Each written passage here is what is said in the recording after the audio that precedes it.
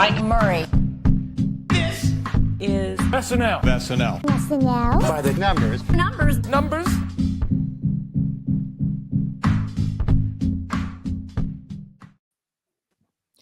Sandberg is snitching. DOMINGO. Happy birthday, Lauren. There's the opening haiku for you. I am your host, Mike Murray, and this is SNL By The Numbers, the home of SNL stats. Tonight we are covering episode 975. It's only 25 to go till 1,000. That's of SNL with host and musical guest Charli XCX. This podcast is a presentation of LateNighter.com. Have two great guests tonight. One of them is Brat. One of them is not. I will not tell you which one. First up, we have Thomas Sena making his 20th appearance on the SNN, host of SNL Hall of Fame podcast and Pop Culture 5. Welcome back, Thomas. Thank you, sir. I always love to join you on By the Numbers and geek out a little bit. And yeah, glad to be back. I didn't know about the 20 thing, so that's a historic mark. I'm pretty excited about that one. Yeah, you could come to this show for the SNN stats as well as the SNL. And my second guest, I've lost count. I did count over the summer, but he's back again. BK Love 73. It's Bill Kenney in the building. How are you, sir? Mike, so glad to be back. The last time I was with you, it was 6 weeks ago, but may as well have been like 20 years ago, because I can remember sitting here with you and I was wearing a Dodger jacket because I thought it was the last game. I thought it was the last game of the season for us. We were about to be eliminated by the Padres, and then we went on a run. And here I am wearing a new one, champions, like just a few weeks later. And I got to go to SNL since I saw you last too. So it's been quite a few weeks. Everything coming up, Bill Kenney. I love to see it. And so do our listeners. All right, Bill, I know you talked about it on the show, but what's better for you? What was a better night for you? Seeing SNL for the first time or seeing the Dodgers win the World Series again? Oh, that's really tough. And no one has asked me that. That's crazy, Mike. With the people who know me and know me so well, nobody has asked me that question. And that is almost impossible to answer. I probably have to lean towards SNL only because it had been 40 years in the making. But getting to see the World Series win with my daughter, who's now 4 years older than the last time it happened, so she can appreciate it more. That's a tough call. That's a really tough call. I'm going to call it a draw. I will not accept that. You're gonna pick one. No, you got to pick. Can I pick Trump being elected? No. Okay. I guess I'll go with the SNL. Yeah. All right. 4 decades is a long goddamn time. Yeah, and remind us what season was your first season? So was it actually 40 even? No, it's season 12 was my first season. The first time I submitted was season 20. So it's been 30 years since I submitted for the lottery. And it all happened. We're so happy for you. And Thomas, you just had a New York weekend yourself. I did. Yeah, I went to New York. I want to hear about this. Yeah, unrelated to SNL, even though I tried to do standby, which the system nowadays is friggin' impossible. Except for if you're Ellis. I saw Ellis in the standby line. I had to go survey the line, so I got to meet Ellis. That was awesome. I asked him his secrets, and he said he just got really good at it. So I didn't get into SNL. We were there for a college basketball game, New Mexico versus St. John's. But I did experience something really cool that was SNL, like involved a former cast member. Went and saw Punky Johnson at Rodney's Comedy Club on Sunday night. And that was one of the most unique comedy experience I've ever seen. They were working out new material. It was Punky and 4 or 5 other comics. And they were on stage working out new material, like just reading off notes, essentially, notebooks, their phones. There were probably 10 to 15 of us in the crowd, and half of them were Punky's friends.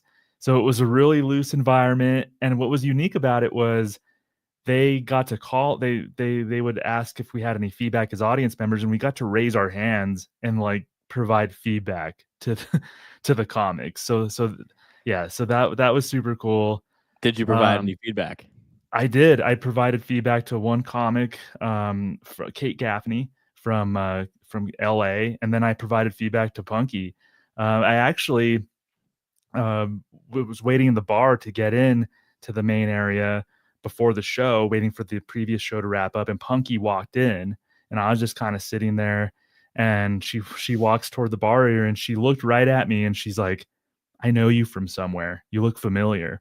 And I told her, I'm like, I have never met you. She's like, no. She's like, we talked about the Celtics, like, I think in this very room. And I said, I would talk about the Celtics with you, but I would, but I'm not a Celtics fan, but we've never met. She's like, well, what's your name? I was like, Thomas. So we started talking, and she and I, just the two of us at the bar, probably talked for 10 plus minutes before the show.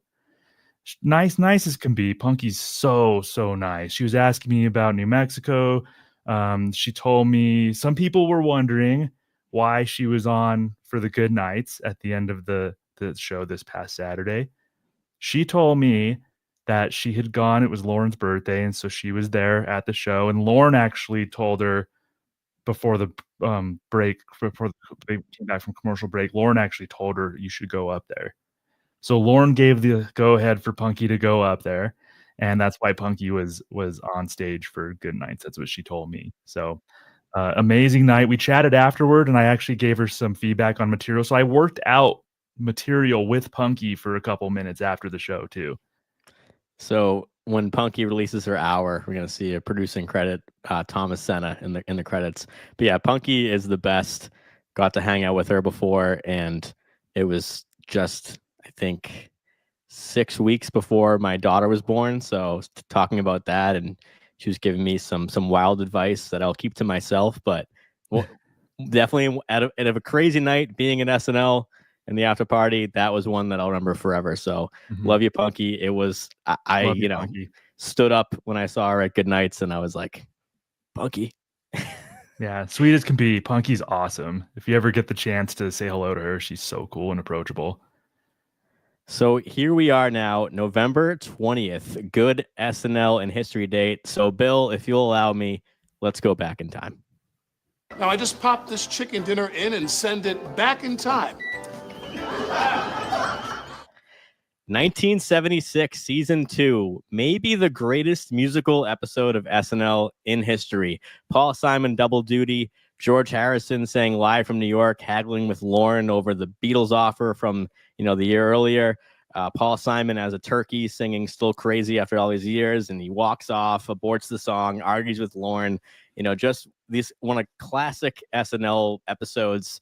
And he sings 50 Ways to Leave Your Lover, Bridge Over Troubled Water, and then Paul and George perform Here Comes the Sun, Homeward Bound, favorite Paul Simon & Garfunkel song.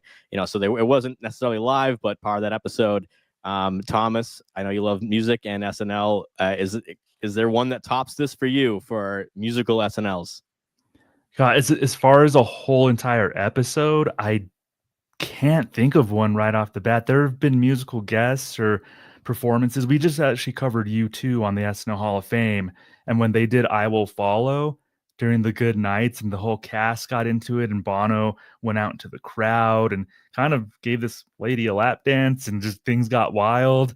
That was really memorable, that the whole U2 appearance. But as just a musical episode, it's hard. It's really, really hard to beat this one.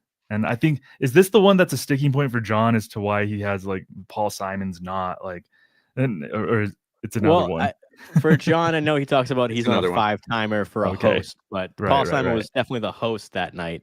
And then there's some arguments to be had about who is officially double duty, and I know Art Garfunkel is one of those as well, because he performed more than the other musical guest, and he also hosted. But we're going to get into that in the SNL Summit in the summer. All right, 1982, season 8. We're in the second Ebersol year. Drew Barrymore becomes youngest host in SNL history, a record to this day that will never be broken, at age 7 3/4. And SNL cast holds the infamous Keep or Dump Andy Kaufman contest. Spoiler alert, they chose Dump. 1993, season 19, Nicole Kidman with Stone Temple Pilots. Dana Carvey returns after leaving just a little bit earlier that year. And they do the 18th and final Wayne's World of the era that would not return for their 18 years. So, after a while, it came back, I think, in 2011, and they did it one more time after that. And Adam Sandler sings his iconic Thanksgiving song, but this time as Bruce Springsteen. 1999, season 25, we have Jennifer Aniston and Sting. Daryl Hammond opens the show. It's the second time he ever did a Trump impression. And it was the first winner of Who Wants to Be a Millionaire. John Carpenter says live from New York. It was one night after he became the first winner. So I remember watching that episode live. We're talking about moments we saw live a couple weeks ago on By the Numbers, and that was a crazy one. You know, it's a pre-recorded show, but watching that was crazy. And we had the first appearance of Jimmy Fallon's Nick Burns, Your Company's Computer Guy. So Jimmy Fallon, not always known for recurring characters, but we talked about the Boston Teens last week that debuted November 13th, 99, but he had another one this week. 2004, Thomas, Luke Wilson, U2. Was that the one you're talking about? Was that the Luke Wilson one? It might. Yeah, I'm not sure. No, I think it was later. Well, no, because thinking about some of the cast members that were there that night on stage, I might have been a couple years later. A few years. All right, because this was 2004, season 30. We got the third Debbie Downer. We got the sixth edition of the Falconer, and U2 performed their new single, Vertigo, from How to Dismantle an Atomic Bomb, to go on to win Grammy for Album of the Year. 2010, Anne Hathaway, Florence and the Machine, season 36. We have the second ever Vanessa Bayer, Miley Cyrus show. Anne Hathaway doing a great Katie Holmes impression. And we get the seventh and final appearance of Kristen Wiig's Penelope. Haven't seen Penelope since 2010.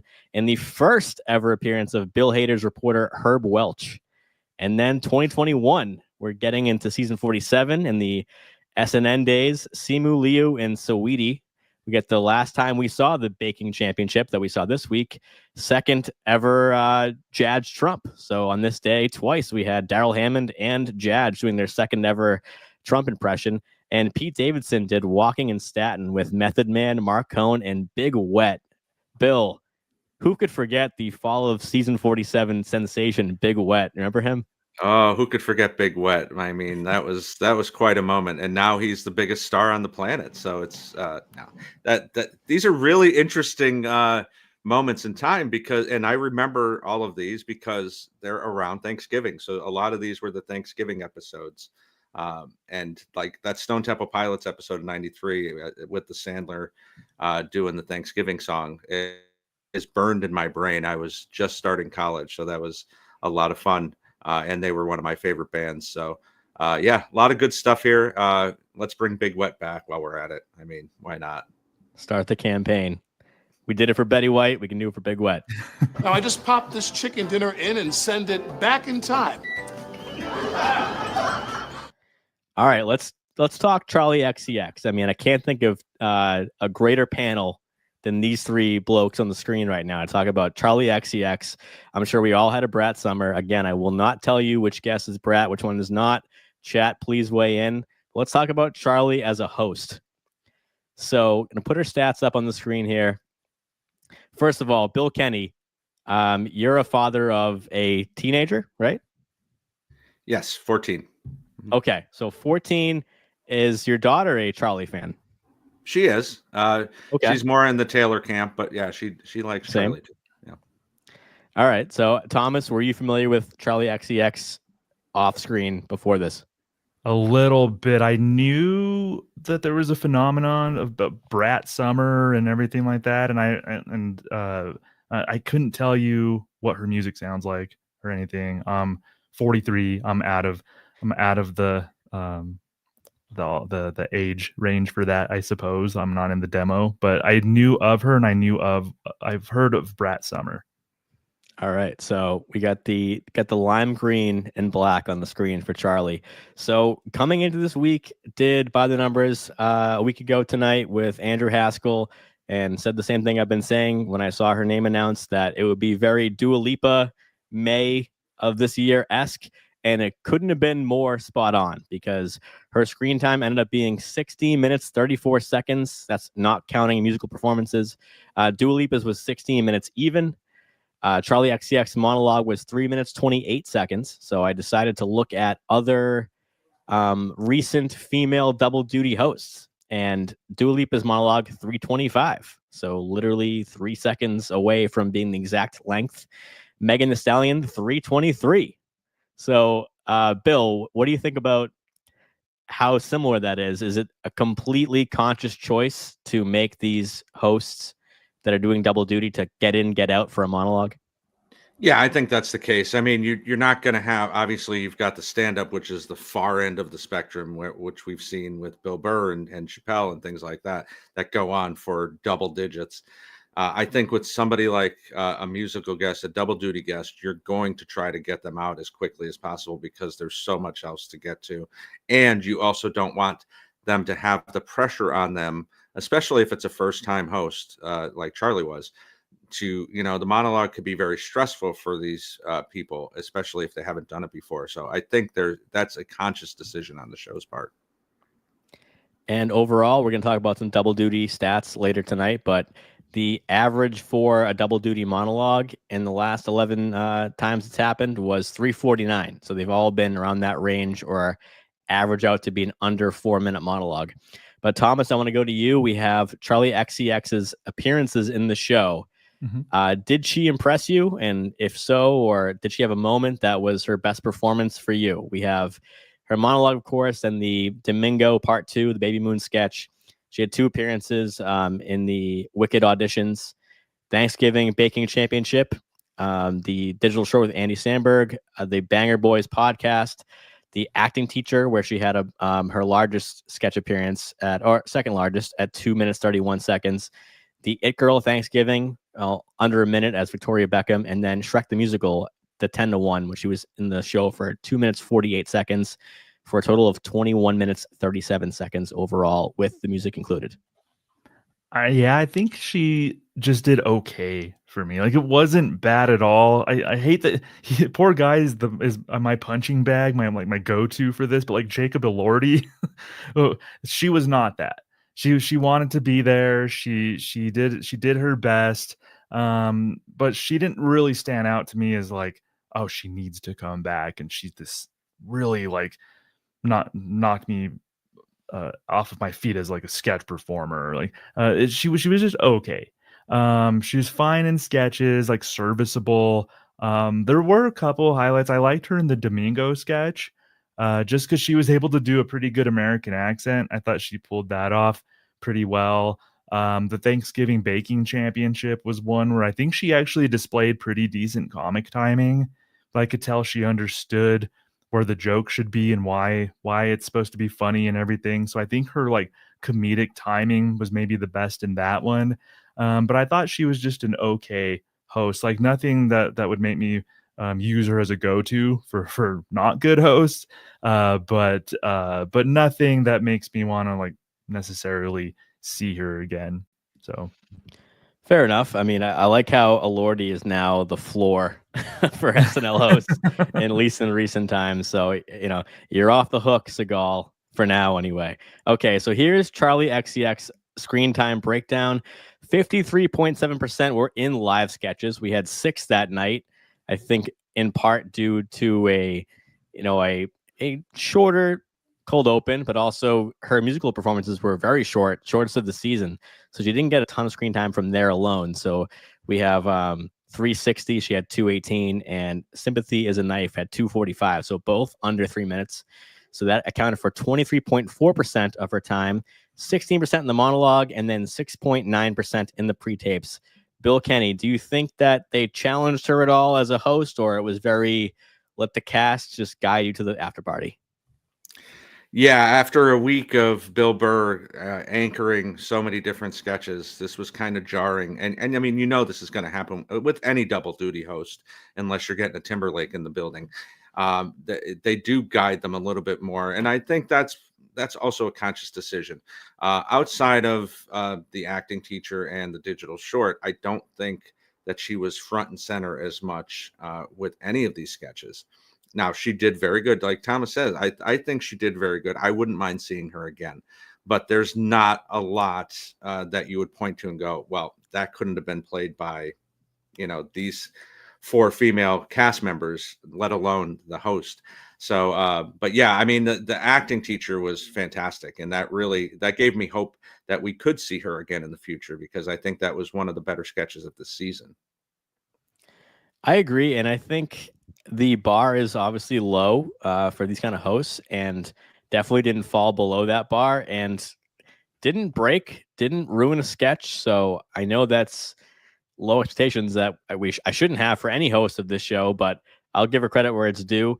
Of those 9 sketch appearances, like only 3 did I put her as like the A role in a sketch, and 6 as a B, because they were mostly ensemble. Like even the Shrek one, it seemed right away that she would be the lead, and then it kind of didn't happen because they kind of kept playing off other people that were already there, and it was a true ensemble sketch. Like everyone was a B role. There was no really A or C.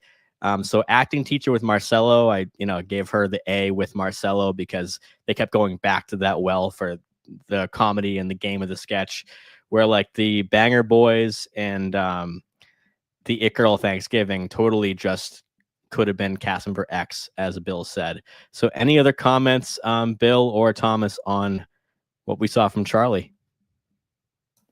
Yeah, I didn't want to make it seem like she should never host. Like I'm with that. If she was a second time host at some point, I'd be like, oh yeah, that's cool. That makes sense. Like she would probably have a new album at that point, probably still be a big pop star. So I think it was like a solid like C plus for me. Which is, if you want to return, then I'm all for it. I'll watch the episode. All right, C plus. Bill Kenney, how are you gonna grade the host tonight? I'm going to probably put her at a B. Again, I think she did a really good job with what she was given. I had to go back and watch the digital short because I'm sure other people had this feeling, but you see the PDD mention in the opening credits, and I'm thinking it's finally happening. Like we're going to get the collab. We're going to get the Avengers here. And it didn't happen. And I was so disappointed that I missed most of the damn song, and I had to go back and rewatch it right after the episode. But she really did great. I mean, she really played that, Karen role very well against Andy's character. And then getting to see her in PDD, I know it wasn't in the live show, but she was very good in that as well. So she's the first person to be in the 2 most iconic pre-tapes of this millennium in the same show. So got to love that. Yeah, that was a big swing and a miss for me, was cutting that PDD. I thought it showed Charli's timing, and it was, I think the stats showed that the Dakota Johnson roast PDD was one of, if not the most viewed on YouTube last year for that show. So I thought that was a big mistake. So I there's probably a couple sketches I would have subbed out for that. Considering we did get 6 live sketches, we got 2 pre-tapes, but they're both pretty short. Maybe they didn't want to do a 3 pre-tape night. I don't think we've had one of those this year, but that was a mistake for me. And of course, it was cut for time because, as Bill mentioned, PDD was credited at the top of the night. So let's go to the screen time for everybody else. So as mentioned, Charli XCX in her 9 appearances outside the musical performances, which would make it 11. So her total screen time, 21 minutes, 37 seconds. Sarah Sherman with another career high. So we mentioned a couple weeks ago, after Keaton, career high for Sarah tonight, or last Saturday, it was 10 minutes, 38 seconds. So new career high for Sarah Sherman. Behind her, no surprise, direct from Domingo, it's Marcelo Hernandez, 8 minutes, 26. So let's talk about him in a moment. Bowen Yang, 5 appearances, 7 minutes, 48 seconds, including a spot on Update as Joe Exotic. Ego Wodum with a good night, 6:37. Dismukes continuing to pad the stats at 6:31 over 6 appearances.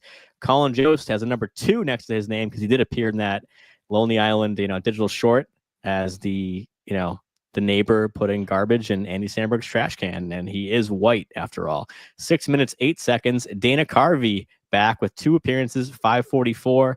Most of that as the incumbent president welcoming the president-elect. 5:44 for him. James Austin Johnson as president-elect almost entirely. He had a 1-second appearance in the digital short and a voiceover for the Banger Boys podcast.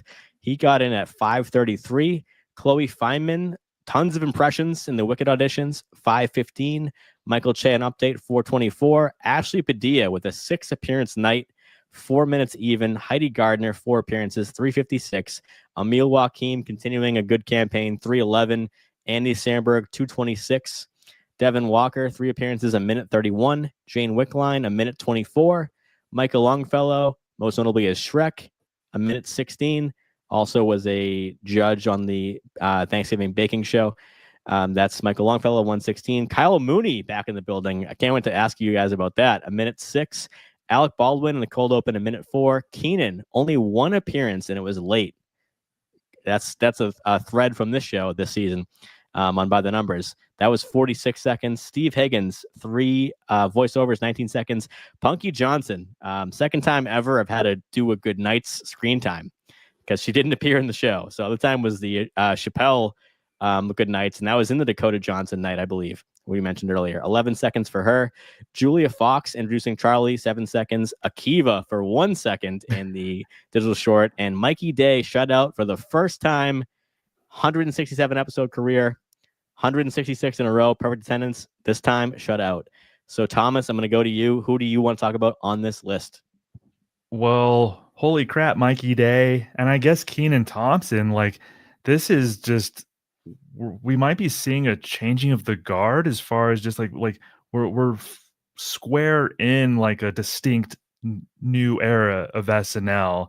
And I've been kind of feeling that we're starting to see, Bo and Marcelo, a lot of Sarah, as we did in this episode, lead things, but seeing Mikey and Kenan and being so non-existent in this, to me, it almost kind of shows that like we are really in another quote unquote era of SNL. So that right away, just really, really surprising to me. I'll just kind of start it off there. I mean, all of us, I saw the look on Bill's face too. Mikey's 0 seconds. It's like, holy crap. He's been like a mainstay, steady presence, and now we're getting shut out. Yeah, it's very rare to have perfect attendance on SNL. James Austin Johnson currently is on that streak, so maybe we could see him be up there with the Fred Armisons and the Michael Che's of never missing a show. So it's very interesting, and that's kind of been my favorite part of By the Numbers this season. Is it's for a huge milestone season, you could easily see Lauren and the show and NBC being very play it safe and going for like, we know it works, but that's not been the case. So we've been seeing the new guard taking over. Talked about last week. I've been counting sketches that have had only 46 to 50 cast in them. And we've been seeing more of that. So Bill, what do you think about 46 seconds of Kenan and 0 seconds of Mikey Day? This has to be almost a decision by them, right? I mean, there's no way that Kenan and Mikey are almost getting shut out. Even Chloe last week getting shut out, where either they're not in the building for some part of the week and they can't, do the blocking and things like that, or is it just because it doesn't make a lot of sense to me? Because for 22 years with Kenan, he's been the go-to. Like if we need somebody, if you need the quick laugh, if you need the Kenan look, put him in a sketch. And the same with Mikey for obviously much less time than Kenan, but still a very long time. And the resurgence that we've seen in Mikey over the last 3 seasons, to see him shut out, it doesn't make a lot of sense to me. Now, I'm not mad about it because I think we have such a deep bench here, and especially with the newer cast members, you can plug in I think the most obvious one to me for Mikey would have been having him in the baking championship, seeing Dismukes in that host role. I know Moffat played it in previous seasons, but that would have been a Mikey role any other time. So that's kind of where you're looking at it and going, okay, this doesn't want to do stuff like that anymore. This could be the end for a lot of veterans after this historic season. And that's the question is, I feel like SNL, like I compare it to sports all the time on the show, and I have 2 sports fans with me, is, there's usually a lot of locker room loyalty to the veteran. It's your job to lose. So I don't necessarily think that they're getting beat on these roles. It just does seem like a conscious changing of the guard, like we're talking about, is that Dismukes, even Emil Joachim, a rookie, is getting that third guy in a sketch role that Andrew Dismukes would have killed for in season 46. And now we're seeing it as, let's put Ashley Padilla in that role instead of Chloe. Let's put Emil or Dismukes in there instead of Mikey or Keenan. So it's something that's fascinating to me. This has definitely been my favorite season stat wise for those reasons, and these numbers only perpetuate this this thread through the season. So, Bill, for you, any cast members that you want to talk about that you thought really killed it this week, or just you want to mention? Yeah, I mean, Sarah, you got to point this out, not only for what she did with the Gates impression, which I thought was inspired and gives me hope for what we're going to go through the next 4 years. Let's keep it in the cast. Let's keep it in the cold open. I really like that. And also her weekend update appearance as the squirrel. I mean, this has to be the golden age. Maybe it's not a golden age for the entire show, but this has to be a golden age for weekend update correspondence, because talk about a deep bench. You can, any given week, you've got Heidi, Ego, Keenan, Sarah, Marcelo. I mean, there are so many good people who can sit at Bowen, can sit at that desk as a correspondent and kill it each and every time. And it was Sarah's week to shine in that regard. So really loves seeing what she's doing on the show. She kind of dipped last year after we saw her move up in 48. So hopefully this is a sign of things to come. Sarah benefiting from update for sure. She's appeared 3 times so far. That's 10 minutes and 42 seconds of her total, which is 28% of her total screen time. And only person to do that 3 times. So we haven't seen Dismukes, Mikey, Chloe Feynman, Longfellow, or Padilla on update. Seen everybody else so far, but Sarah the most outside the anchors. So Thomas, when you saw Kyle Mooney pop up, I got to get your immediate reaction, because that was a cast alum that wasn't on a lot of lists to come back in this historic season. Yeah, you know, I've become a Kyle Mooney fan more and more since he left SNL. Like going back and rewatching his stuff on the show and remembering just all of the things that he did, I've grown to really appreciate Kyle's work on SNL. I think maybe a little bit more after the fact. I always kind of liked him and thought he was good, but then just like reassessing his time there, it's like, okay, I think he was a much better cast member than a lot of us gave him credit for. So it's like seeing him coming back, I thought that was so great. You couldn't do the Holiday Baking Championship sketch without him. Like he has to pop up at that. He's like the staple. He's like the anchor almost of that sketch. You could put any host in it. You could put any other cast member, but Kyle has such a unique presence, and you just couldn't have that sketch without him. So I loved it, and I'm becoming such a Kyle fan over the last few years. I wish I would have appreciated him this much, like when he was on the show, because I love Kyle. And Kyle there in promotion, I guess, for his movie Y2K. You know, he's doing filmmaking now. He had a Netflix show last year, and now he has a feature film coming out. And yeah, of course, like Thomas said, you got to see Ralph as the 4th guy on that sketch. Yeah. We've seen Heidi and Kyle Mooney every one of these Thanksgiving sketches. We saw, as I mentioned, with Simu Liu and Eddie Murphy, of course, probably the most famous one. But that is, I looked it up. I was watching live and seeing that's the 4th character of Kyle's that's appeared 5 times. Other ones, of course, Bruce Chandling, which was his first episode. He did that on Update. He did 6 times. Of course, Baby Yoda 6 times. Most 5 of those on Update. Ralph, I mentioned 5 times. And then that sketch I used to love, the good 80 and Kate sketch, the theater kid showcase, moving the blocks around. We saw Kyle in 5 of those. So somebody who played himself a lot on the show, either with Beck or doing his man on the street. So Kyle Mooney back in the building. I love to see it.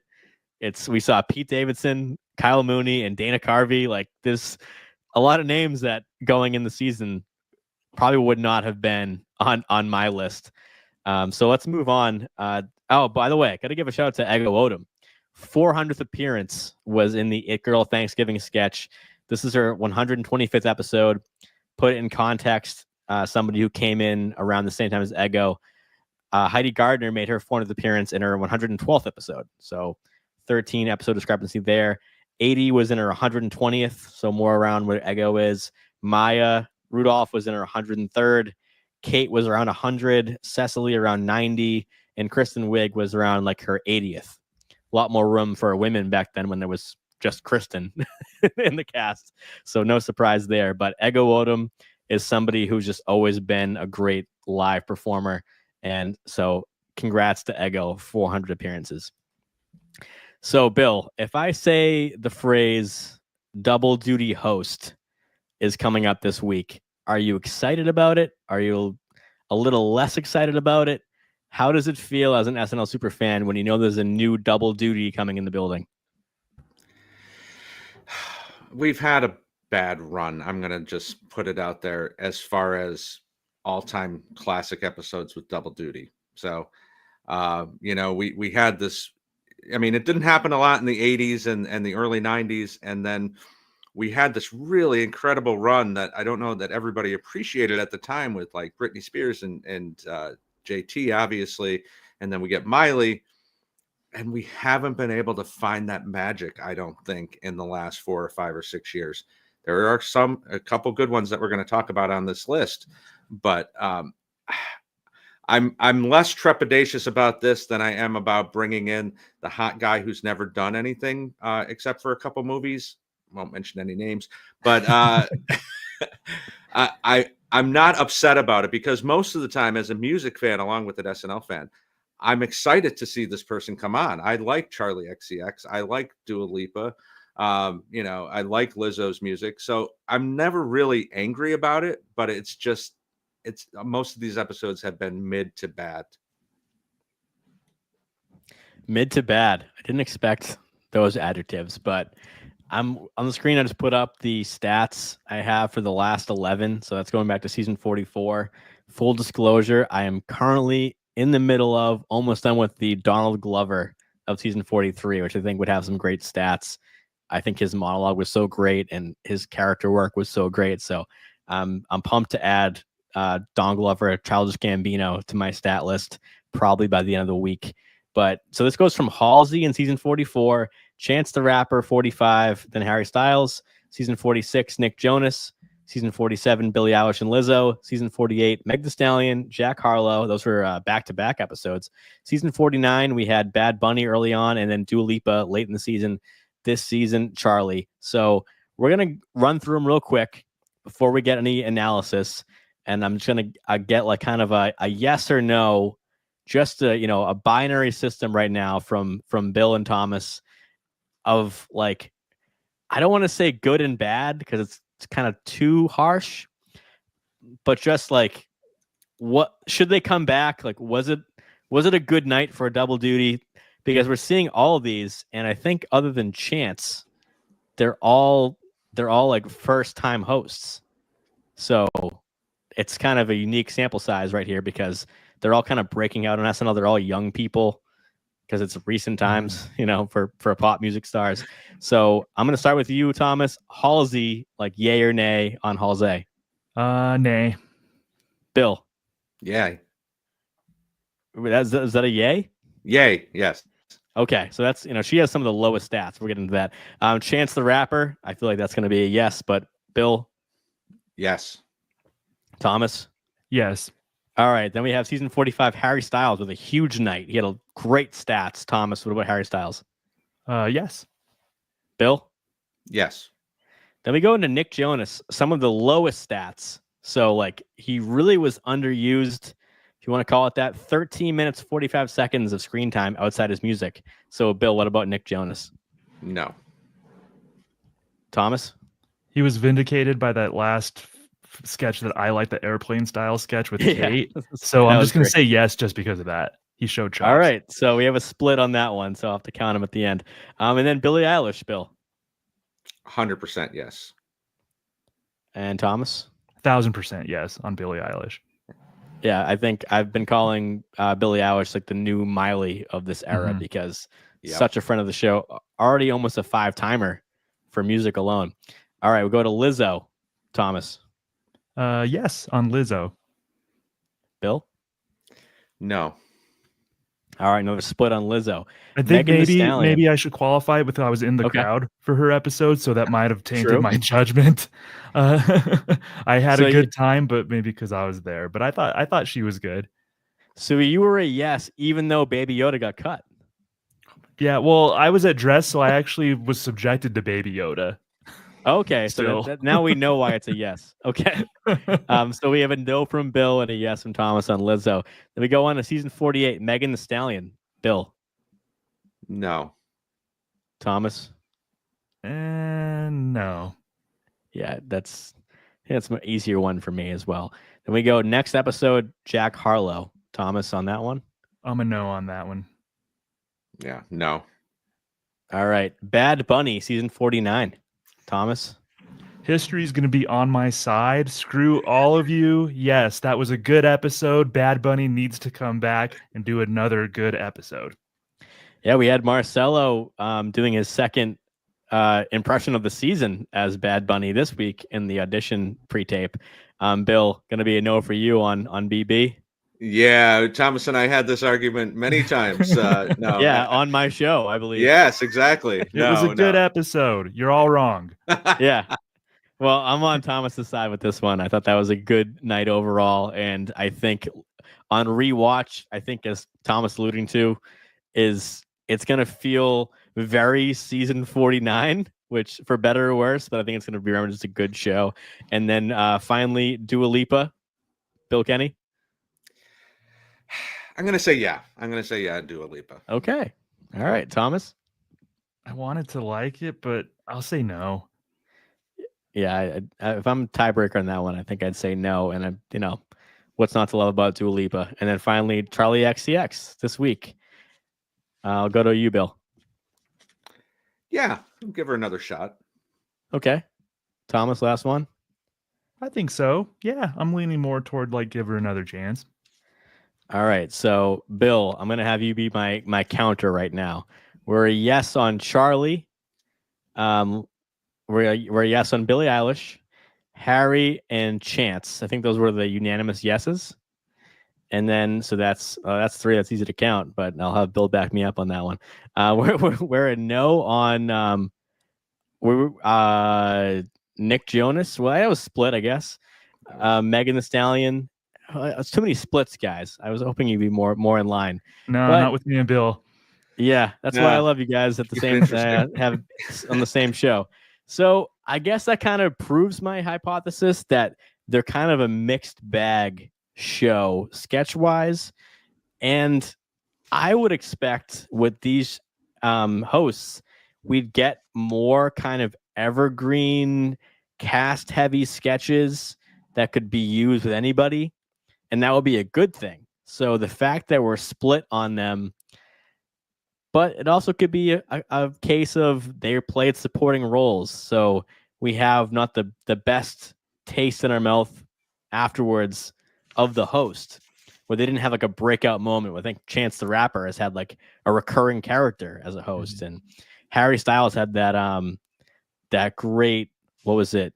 Sarah Lee, like memorable things, being the social media guy. He played the dog when 80s song about being married to her dog. Was it Doug? Yeah, I think it was Doug. Yeah. So Harry was good in that one too. Yeah. And speaking of Harry Styles, the pilots sketch was, I think, unbelievable.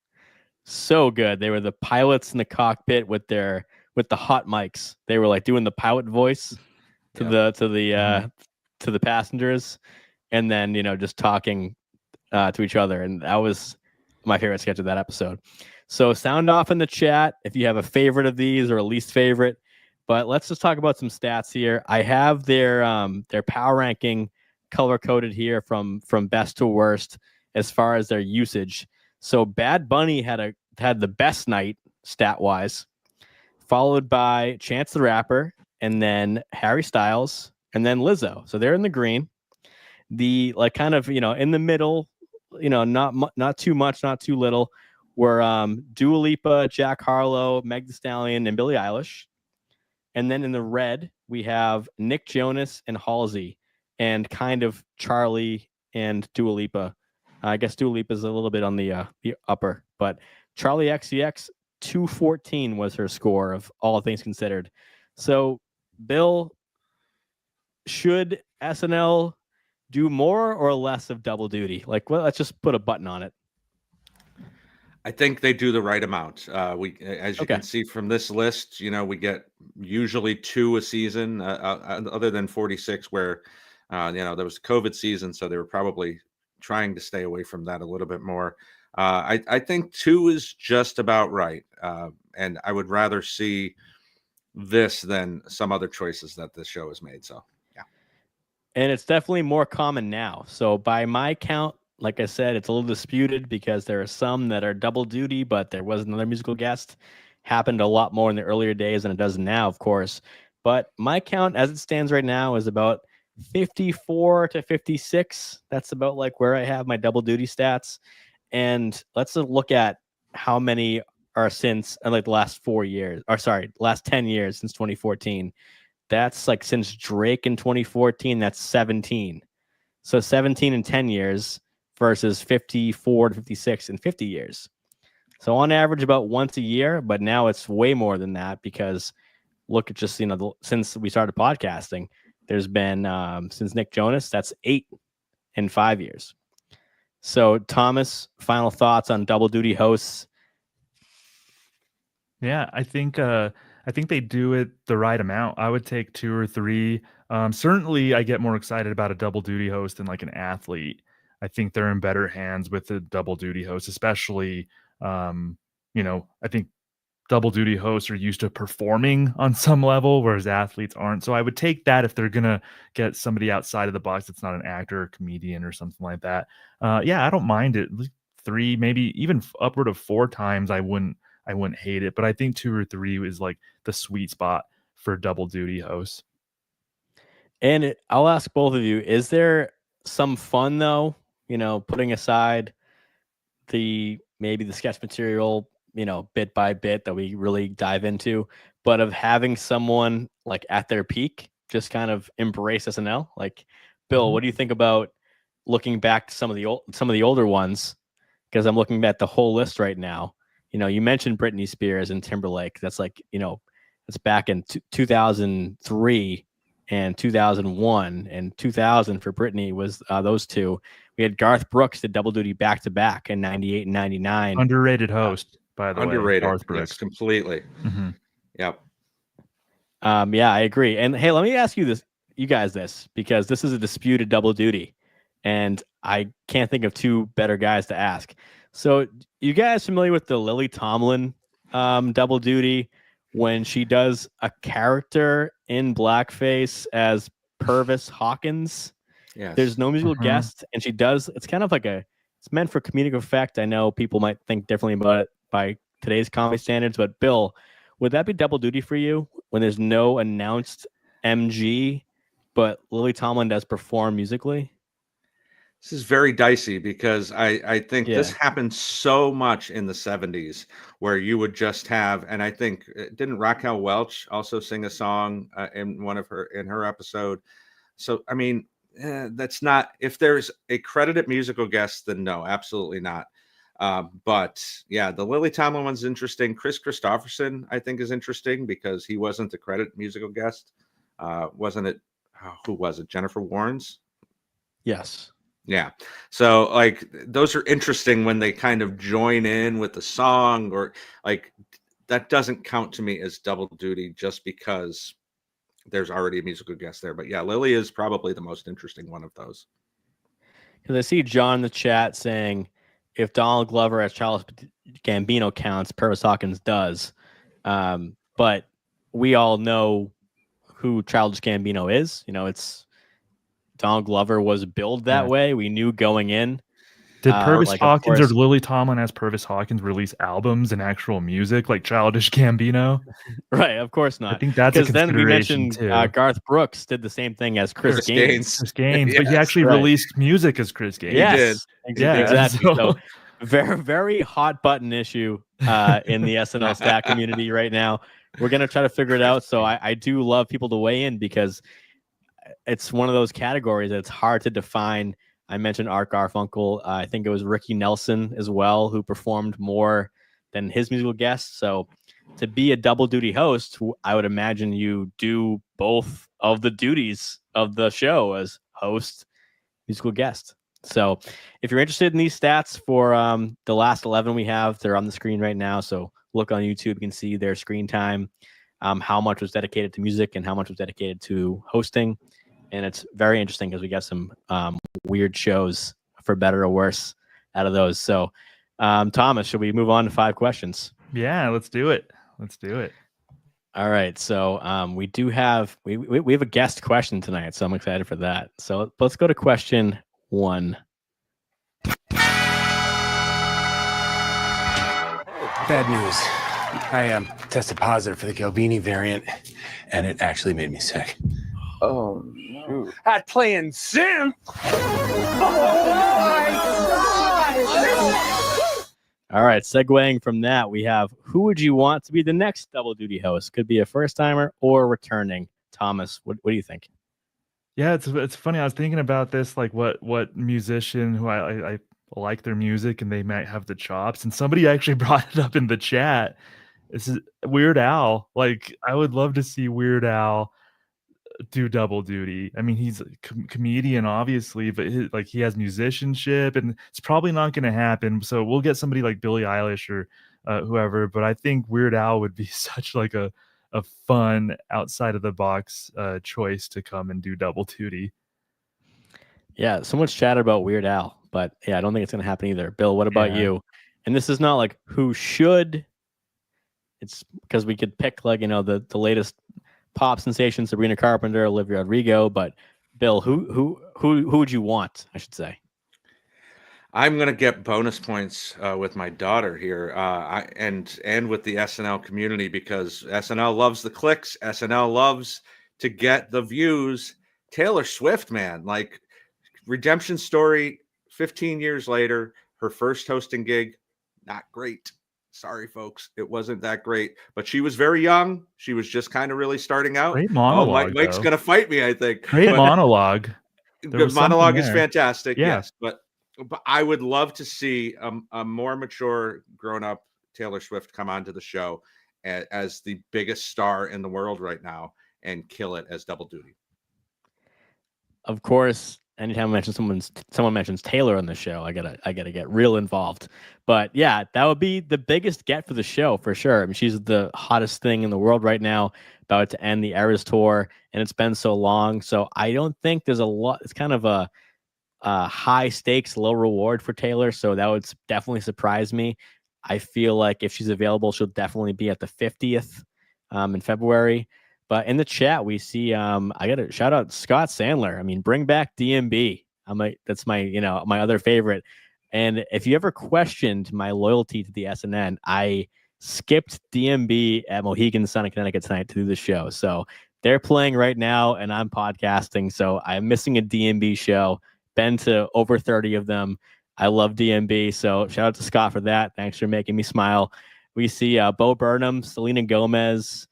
Of course, we had Weird Al, Kid Cudi, Reggie Watts. So Halsey, shout out to Halsey, who's hosted been on the show a bunch. And then correction from John. Thank you. Rita Coolidge was the musical guest for Chris Christopherson. So thank you for that.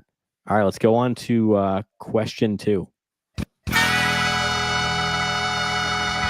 Just writing a letter to my sister.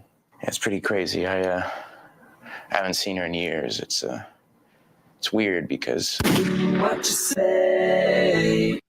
Pick 4 SNL alums, alive or dead, cast, writer, anyone who's worked on the show. So just no hosts unless they've already worked on the show, to have Thanksgiving dinner with, in honor of Thanksgiving. Thomas, what 4 SNL people do you want to dine with on Thursday? This is a really great question, a really fun question. I'm going to go with Chris Farley, be like life of the party. And I would want to test myself. I'd want to try to go plate for plate with Chris. And I don't know if I would succeed, but that would be like a Thanksgiving test for me. He would just be, I think, hilarious to be around. So Chris Farley, I'd want a writer in there to kind of joke around with a writerly person. So Tina Fey, Vanessa Bayer. So she's one of my absolute favorites, and we're only a few days apart in birth, so we'd probably have a lot to talk about. Same age, damn near, like a lot of shared interests, and she's hilarious. So I love Vanessa Bayer. So Farley, Tina Fey, Vanessa Bayer, and then I'd want the glue there, Lorne Michaels. I think he would have to be there, be the adult in the room, and he'd have a lot of good stories. So Farley, Tina Fey, Vanessa Bayer, and Lorne Michaels. All right. Does Lorne carve the bird for you? I think Farley will carve the bird. All right. Over to you, Bill. For SNL people that, I mean, Bill would be salivating over turkey and SNL conversation. What do you pick? Mike, I spent way too much time thinking about this. I know you did. Taking people off my list and putting them back on. I felt like Ross on Friends when he was laminating his list of a free pass. Was it Isabella Rossini? It was, yeah. But I'm going to go with kind of people from all eras here. So I'm going to try my best to do that. I'm going to go with Lorraine Newman because I just find her fascinating. Would love to hear her stories. I'm going to go with Jan, of course. I've got to go with Jan Hooks and try not to salivate over her as instead of the turkey. Phil Hartman, because come on, like, got to talk about everything SNL and news radio with Phil. And then my final pick, I've got to bring in the guy who's going to talk about his Dodge Stratus. I mean, Will Ferrell is going to sit at the head of the table and scrape that plate as he talks about how he's doing great stuff at work. So yeah, I'm going to go. Yeah. Will, Jan, Phil, and Lorraine. All right. Will, Phil, and Bill having some cranberry sauce. In the chat, we have from Ajax, Hartman, Gilda, Farley, and Wig. Ken has a wild one, so I got to read that one. Yvonne Hudson, Lorraine Newman, Brad Hall, and Nora Dunn. So that's a lineup right there that you won't see anywhere else. So thank you, Ken, for that. So yeah, this is a tough one. I didn't pick some from my own, but I knew that number one would be Lorne. So I have to have him at Thanksgiving. All right, so let's go to question 3. Big hit out of 77. Star Wars. Nothing but Star Wars. I mean, I will see Uncle Bill Murray at Thanksgiving, so I had to go to him after that one. All right, so number 3, we had our second SNL digital short this week. So always hoping that when we see one, it's not the last. But, this time we had host Charli XCX. Can we together, these 3 SNL minds, make the Mount Rushmore of Lonely Island collab songs? So I got to go to the superfan takeover. Haven't seen you guys in a while. You've talked about digital shorts, so now you've covered them all. What do you nominate first, Bill? Yeah, that's one of our best episodes, in my opinion. Go back and watch that if you haven't seen it in a while. We had such a great time, Sammy and the Andrews and I, talking about all of the digital shorts, and I famously watched all of them in one night. Jesus. Yeah, that was a crazy day. But I got to go with Lazy Sunday first. So Lazy Sunday, not a collab though, right? Unless you're kind of Chris Parnell as a collab. Oh, I was not aware there'd be math. So okay. I mean, like a musician. Are you dissing Parnsy? I got an issue. No, with I mean, I think I told a story. An all-time great white rapper. I apologize that in 7th grade summer camp, there was a talent show, and me and my friend were like, "What do we do?" And we did Lazy Sunday. So thankfully, cell phone cameras weren't a thing when I was in 7th grade because we did the Lazy Sunday rap. So yeah, I mean, in the name of collab, I would say has to be a musician. I'll give Bill time to recollect himself. I've got one in the chamber. It's okay. I can. All right. I'll say Jack Sparrow. Okay, so that's with Michael Bolton as the collab there. Thomas, what do you have? Are we counting Timberlake? Of course, yeah. Okay, then this might be controversial, but I'm gonna go with Mother Lover. I actually enjoy Mother Lover more than Dick in a Box, and I'm just gonna do it. I'm gonna pick Mother Lover to all right, on this list. Yeah, Here's a new sentence. Dick in a box was my Washington. I mean, that was that was right on the mountain right there. Great. No, it's For me. it's a great one. Mother Lover to me is like exceptional. Yeah, this with Patricia Clarkson and Susan Sarandon. Mhm. Yep. Yep. Okay, so we have a nominee there, and chat, please go crazy because I'm insane, apparently, Demi. Yeah, okay. Yep, Demi says, Thomas, you're insane. So, Bill, give me your next first nomination. I'll go with Natalie Raps or Natalie's Rap, whichever they decide to go on. They argue about it on their podcast. So, yep, that would be on there for me too. Thomas, what do you think about Natalie's Rap? Yeah, that's a classic. All right, Thomas, next nomination from you. We'll get two each, and we'll try to figure it out. I'm gonna nominate I'm on a Boat with T-Pain. Yep, that's on there for me. Easy pick. Bill, what do you think about I'm on a Boat? yeah, I love I'm on a Boat. Definitely in the Criterion collection. Yeah, and I think that has maybe my favorite Lonely Island line of all time, which is "You're at Kinko's straight flipping copies." So that's one. Anytime Kinko's gets a name drop. Yeah. And then Bill, second one for you. I gave you Jack Crow. Okay, so all right. Well, did you do a full four? Because I was gonna get the first two and then see how you guys felt about it. But if you have more, then just name them both. I Just Had Sex with Akon is another. Yep. I think Mount Rushmore worthy of consideration. And I got to go with Dick in a Box. I mean, if we're going to have Mother Lover on there, we got to have Dick in a Box included. Mm-hmm. All right. So, chat, help us out. But, Dick in a Box, I'm on a Boat. And, I mean, I would have a hard time, I think, Thomas, putting two Timberlakes on there. But I respect the pick. I agree. I would put Dick in a Box ahead just because it's more culturally relevant than Mother Lover. So I would actually put Dick in a Box there. Okay.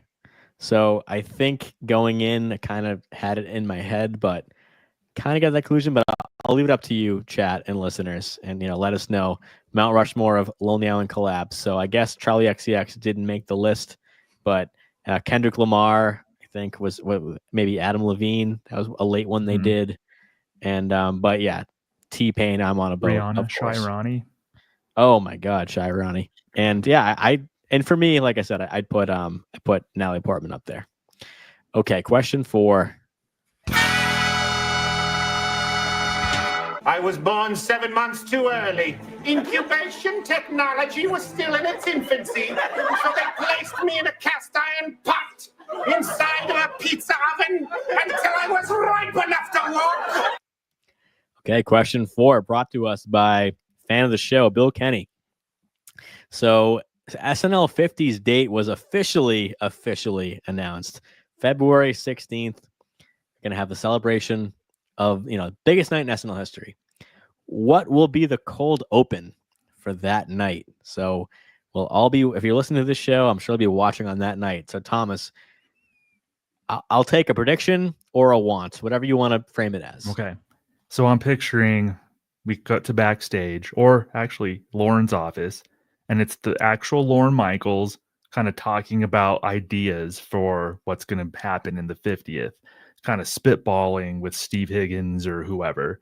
Then a cast member tags Lorne Michaels and he swaps out, and now let's say it's Dana Carvey. Now he's playing Lorne Michaels and he continues the sketch spitballing. Another cast member comes in, tags Dana Carvey. Now they do Lorne Michaels. See what I'm saying? It's a parade of Lorne Michaels sketches talking about ideas for the 50th. So I just want everybody to do their Lorne, but Lorne's gonna have to kick it off and then tag somebody in. So that's kind of my vision for the cold open here. Very meta from Sena right there. Bill Kenney, I gotta go to you. I mean, you wrote this question. It's an interesting one that we'll be definitely talking about going into that week for that night. So do you have a prediction or a wish? Thomas, I think that's a really inventive idea. I don't know that we could pull it off. Marcy, could you check to see we have those cast members who do a Lorne, Bill? Well, that's much more inventive than what I have, because I think what we're going to see, they've gone musical the last two anniversary shows. We got Nick the Lounge Singer in 25, and then we got Jimmy and Justin in 40. So I think, and this is a way to honor Keenan as well, we're going to get a What's Up With That. And it's the perfect sketch for something like this, because it's almost like the Californians, but less so, because you can just parade people out and they don't have to even have a line or two. You can have 25 people sitting on stage and Keenan just keeps ignoring them all. And then maybe Lauren is the only one that gets to talk out of all of them. I think we could see something like that. It honors Keenan's longest tenured cast member and the 50th at the same time, and open the show like that. All right. Great calls. I love Thomas's idea, by the way. Like, that's the night, because That's great. I mean, I love Bill's because I love What Up With That, but I mean, I've seen it before where Thomas is, I can actually picture as a, again, meta way to introduce the show. When Bill sent this question, I was thinking, my first thought was like, go back to the beginning. So I was thinking like original cast, but then I thought like, we don't want to make it like sad because, of who's not with us. And we also don't want it to be slow. So I was thinking that the best thing they could do would be to do the very first cold open with doing the Wolverine sketch, but again, keep it high energy. And that cold open is, very short, compared to today's standards. So do an homage to the Wolverines, which was, back in the day, Michael O'Donoghue and John Belushi. And you could have, anyone do those roles. They're both no longer with us, or even have to, copy off Thomas's paper, have people kind of sub in, but do that. And instead of going to live from New York from Chevy, I think they'll go into a big, high energy, a lot of faces musical number. Some kind of bringing two together. You start off cold because it's a cold open. You go into it, you do the first ever SNL sketch to kind of get that right away. And then you go into a huge thing, clip show, cameos, whatever you want to do. And I feel like you have to start that night for the diehards and the casuals who want to have a good time. So that's my prediction for the season 50 cold open. All right. Last question. Governor Bush? Strategery. This is going to be our first edition of way too early predictions. So we just finished our second run of 50, and we're going to look at power rankings in 2 minutes. So I have to go to this. SNL cast for season 51. Thomas, who's in, who's out? I'll just do out, and then whoever I don't name, they're in. Okay. I think Jay and Jost.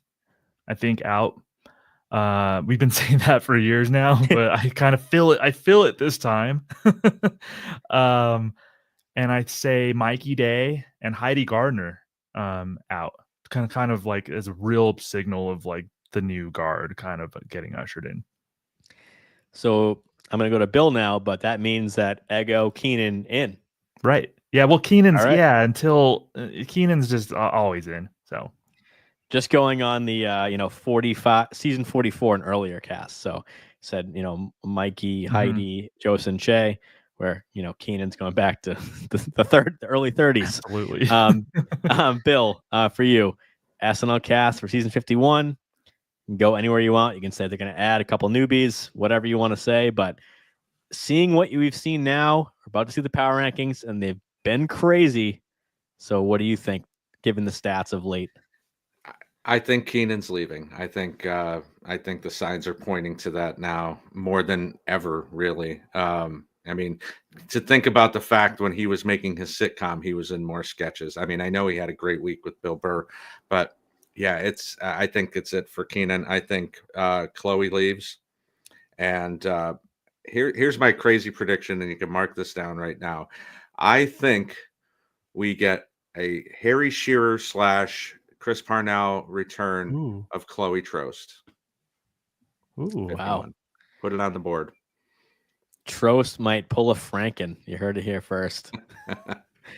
So yeah, going to, looking at the season 50 cast right now, it's the wisdom and the experience is off the charts. I know we saw a big exodus with Kate, 80 Cecily, Moffat, Melissa, and Pete, Kyle and Beck, of course. But we have Keenan at 22 seasons, Jose at 12, or 11 and a half, really. Che at 11, Mikey Day at 9, Heidi at 8, and Ego at 7. Then, as I mentioned, from the season 45 and up, Bowen and Chloe still together as classmates. Dismukes, lone cast member from 46. We have Jadge and Sarah from 47. Then we have Devin, Marcelo, and Michael from recently promoted from the season 48 class. And then, as there's no Troye, so no 49, and then 3 rookies that are with us right now. So for me, I think I'm going to keep banging the drum that I've been banging because I have to. I predicted Jose and Che might try to usher in the new guard 450, but now that they're here, of course, they're going to be there as the longest tenured update hosts. But I got to say, Michael Longfellow waiting in the wings because he's somebody who's still underused. I think he's there for a reason. He'll be there. And I'm agreeing with both of you guys entirely, honestly, at least the ones you said departures. So I'm going to say big cast exodus, the new era finally signaled. That means, that means Keenan, that means Chloe Fineman. I think that means Mikey Day and Jostin Shea for sure. So I feel pretty good about that. And I think that when they hang it up, all people we just named have had exceptional SNL careers. Yeah. So that wraps up 5 questions. Let's look at the power rankings and say goodnight. So this has been the wildest season that I've covered stat wise, and we're going to see right now because of the movement we've seen and who's up, who's down. So let's read it out right now. Bowen still number 1. So 7 weeks in a row, Bowen Yang top spot. He's the star of the show. 95 power ranking, screen time, appearances, recurring characters, cold open, live from New York's prime time, every metric, he's killing it. Number 2, Colin Jost. Finally, he had his second lowest week of screen time. Of course, 1 appearance always, but he did have 2 appearances this week. He's at 81.5. Sarah Sherman, highest she's ever appeared in the power rankings. She's had 2 career highs in screen time. She's at 76.2. Number 4, classmate James Austin Johnson, 75.8. He had a low week outside the cold open, but he's at number 4. Number 5, Dismukes, highest he's ever been at number 5, 74.5, right behind Jadge, frequent collaborator. And they are ahead of Heidi and Ego. So Heidi's at 6. She was in a tie with Keenan last week, so she's emerged victorious with the Keenan tie. She's at 68.7. Ego 1 point even behind her at a 67.7. Keenan with a 10.8 this week. Now he's in with 60.9. So we're seeing Keenan Thompson 8th in the power rankings.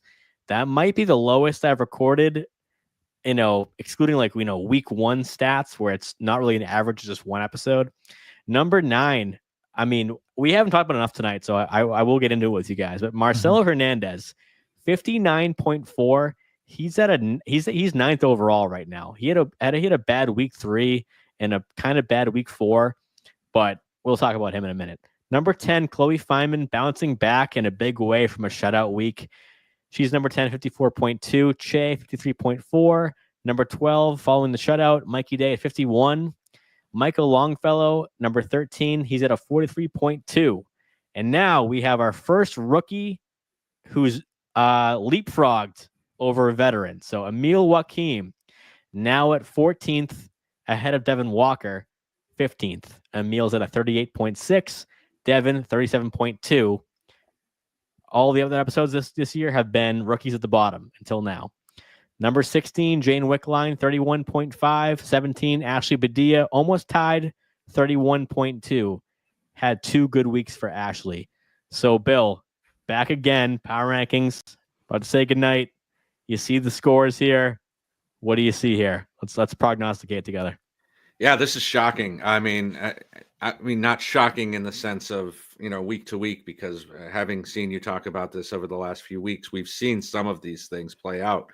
But it is shocking if you went in a time machine back to week 1, how you would see this list. To see Heidi in the middle of the pack like this, to see Sarah as high as she is after kind of a down season last year. This is really, again, I mean, we've talked about it a couple of times tonight. This is a changing of the guard, and I think this is the most obvious, clearest signal that that's the case. Ashley, I'm still holding out hope that she is going to be the breakout star. The last 2 weeks have really shown that she's got the chops to do it. But you know, it's hard for these rookies to move out of that bottom, even if you know, Emil jumping over Devin like that. So it is interesting to see Devin. I think that's a little worrisome. I think we're in kind of a punky range where you know, they're behind somebody who just joined the cast. What does that mean? You know, we haven't seen much of Devin outside of quick shots like the Strahan and the acting thing this week, but not what any of us would have predicted going into week one. So we have a lot more like you know, like parity, like we say in sports, where there's so much teamwork going on that we're not seeing these like heavy greens and heavy reds at for the chart here. You know, looking at my own stats right now with screen time included and appearances included, and you know, appearances per episode and all that, where we do have Ashley, who has jumped ahead of Devin and Jane. So Devin and Jane are under 14 minutes. It's a big jump up after Emil to Longfellow to 18 minutes, 42 seconds. But then, like at the top, I mean, Bowen Yang, current screen time, 45 minutes, 39 seconds. Like, insane right now. So Bowen has had week 4 and 5, like, average. Every other week, huge. So, Thomas, what do you see right now? Season 50, we thought it would be more of the same and playing it safe, and it's been anything but. Yeah, I think it speaks to what I've felt all season is that I think we really are seeing that changing of the guard. Like, look at Bowen, Sarah, James, and Andrew. That's like, they all have at least, 3 seasons of experience, if not more. But that's the era of SNL that we're in right now. We've kind of passed Mikey's, even a little bit Keenan's. We're not quite to like Ashley and Jane, but that's the era. Bowen, Sarah, James, and Andrew. Like, that's the era we're in right now. The numbers bear that out. What I'm feeling bears that out. I am surprised that Marcelo's only number 9, because I think his impact, like, it feels like he's been on screen more than maybe he has, because he's taken the lead in a lot of things, and he's had a breakout character here, like with Domingo. He was at a Sabrina Carpenter show playing Domingo. Like, that was a breakout character. So it feels like Marcelo has made more of an impact than these numbers show. But I think we're just seeing, like, it seems like a changing of the guard. I know we're going to talk about Marcelo a little bit more. I want to talk about Ashley a little bit at some point too. She has this on a gas tire Nancy Walls thing going on, where I really enjoyed her in the Bill Burr episode. I thought the playing the wife that was telling that awful joke, I thought that was really good. That showed me a lot. They seem to like really like Ashley and trust her. They're putting her in more things. So I do have a lot of high hopes for Ashley. She's shown me a ton the last 2 weeks. Still at the bottom, but I expect that to climb a little bit for the rest of the season. Yeah, Ashley's stats got pretty bad for a minute, and I said a lot on the show, like, I don't do danger watch on rookies really ever. So I held my breath on that one, and now utility roles are coming in. Even in that acting sketch was like the lowest screen time of the group, but had her moment that we expect from a rookie. But let's pivot to Marcelo. So his stats right now, he had a really weak 3 and 4 week. Other than that, though, so consistent. This was the best of the season. So 8 minutes 26 was his screen time this week. And I think the argument is over of who is the breakout star. You might love Domingo. You might hate Domingo. Well, guess what? Domingo has won the war. So it's all over. Let everybody go home. The whistle has blown. Marcelo is a star of SNL. There were little, breadcrumbs. I'm sure, Bill, you could attest to this. Like, Marcelo has done like baseball promos. He did some Olympic stuff. So they are putting him forward. I wanted to look at a stat that I mentioned maybe once a season, but it is important to me, is prime time screen time. Cold open through weekend update, where you have the most eyes on the show, kind of gives me a glimpse into sketch selection at a macro sense, because you think about all the movement of sets, costumes, and what sketches get cut, which ones get put forward. A 10-1 could jump up, a post monologue could get pushed back, but we think about who's leading those sketches and who's getting that reward. Is, of course, we have JJ for cold open, so we'll kind of skip him, but it's Bowen, it's Sarah, it's Heidi, it's Andrew, who are getting the most prime time screen time. Marcelo is at 77% of his own screen time. So let's look at that percentage real quick. So that would put him at, for his own screen time, he's 9th.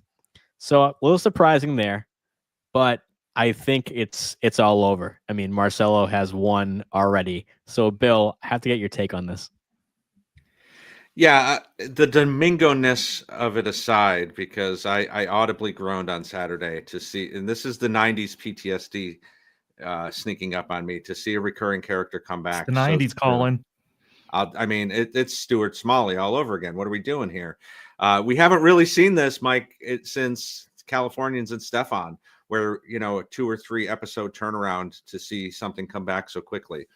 And I think the sketch is very, very thin, but Marcelo is so magnetic and so charming and really plays the role well. Let's get him out of there. Let's treat him like Stefan was at the beginning. Get him in a different place, put him in a different spot, maybe put him on Update. I know he's been great on Update in other roles. So yeah, I mean, he's clearly the star. I mean, we saw this with, as you said, the baseball promos were everywhere the last year. And to see somebody outside of the SNL world kind of have that kind of a big role is huge. And it brings in the eyeballs. People wonder who he is, who don't watch SNL and may come to the show. So he's clearly going to be competing with Bowen as the superstar of the show in not too much time.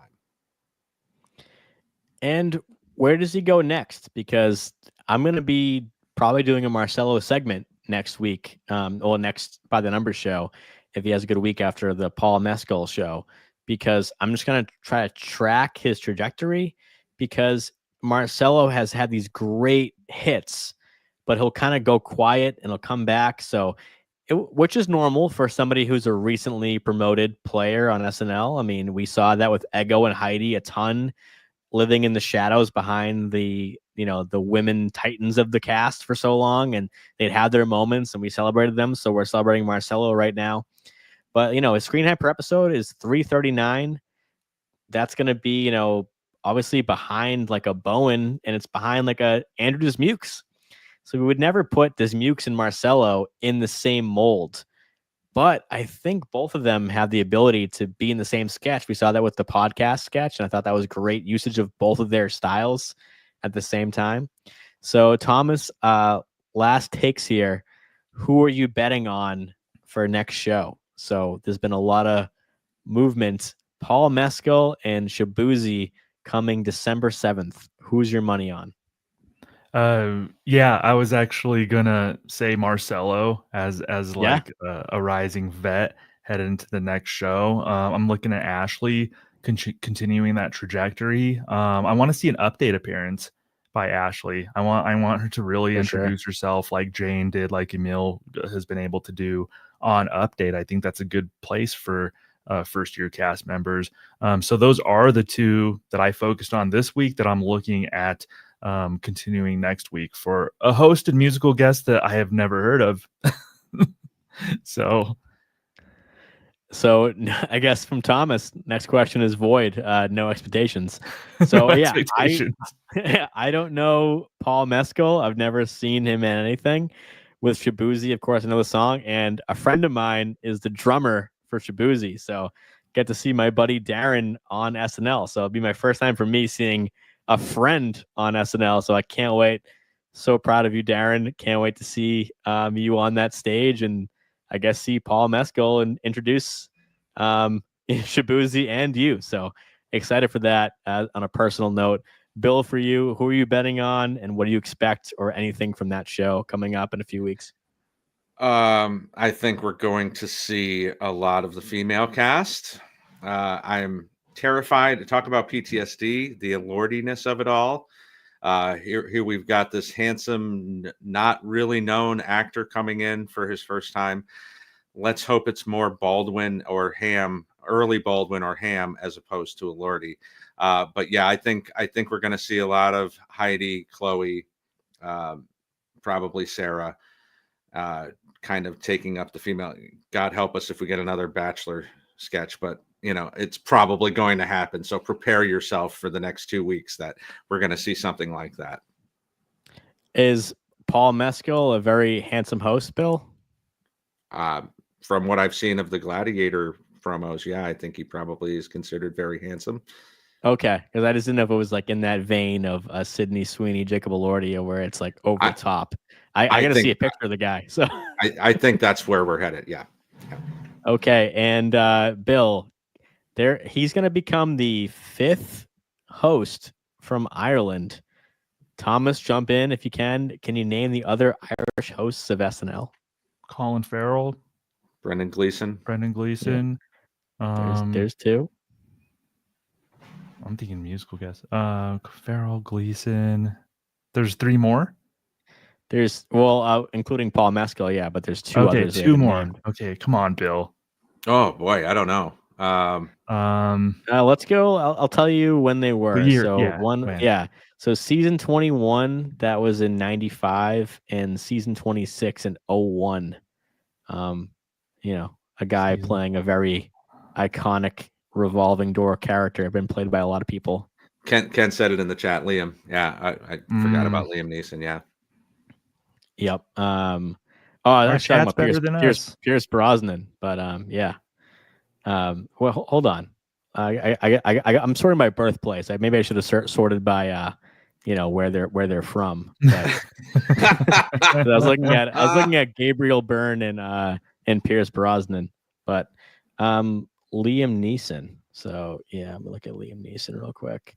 So Liam Neeson born in Northern Ireland. So take that, chat. I have him under Somebody UK. said Saoirse Ronan, and that makes sense, right? Yep. Saoirse Ronan also born in America. So I was going by birthplace. Okay. Yeah. So also these are all right answers, by the way. I'm just question then. Damn it. Yeah. So going for people born in Ireland. So tough trivia right there. But anyway, can't wait. Thank you, Bill. Thank you, Thomas. Thomas, tell us what you have going on in the podcast world.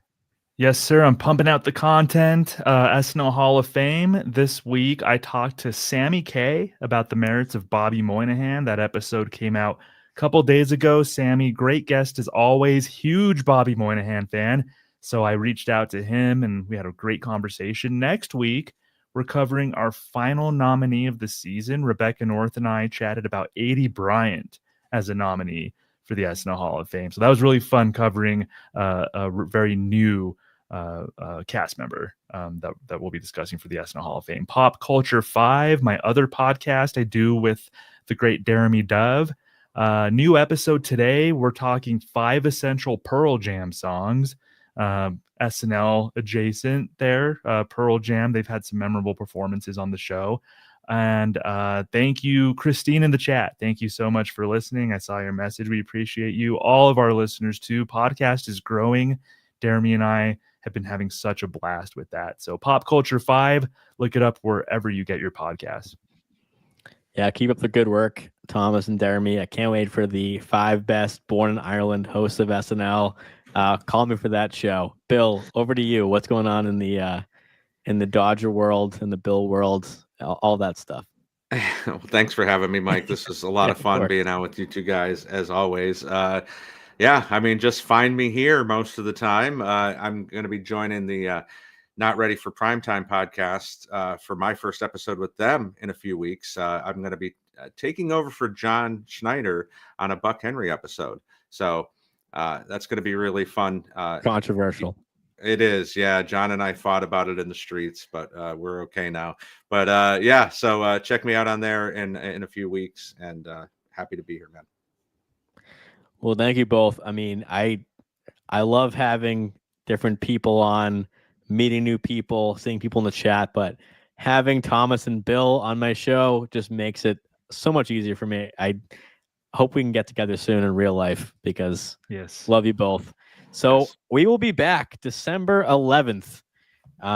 So 3 weeks from now, covering that episode, Paul Mescal and Chibuzi. Of course, we are a presentation of LateNighter.com. So thank you to those folks. And can't wait to talk more stats. It's been a hell of a run. We had this many episodes so quickly. So everyone take a quick little break. But we do have a patron feedback show coming up and more everything you need to know about SNL. So if you haven't watched that series, what are you waiting for? They're spectacular. If you like my Time Crewave Back in Time segment, go watch John and James talk about them and all the stuff in between. So for Thomas Sena, for Bill Kenney, and for myself, Mike Murray, we will see you next time. Good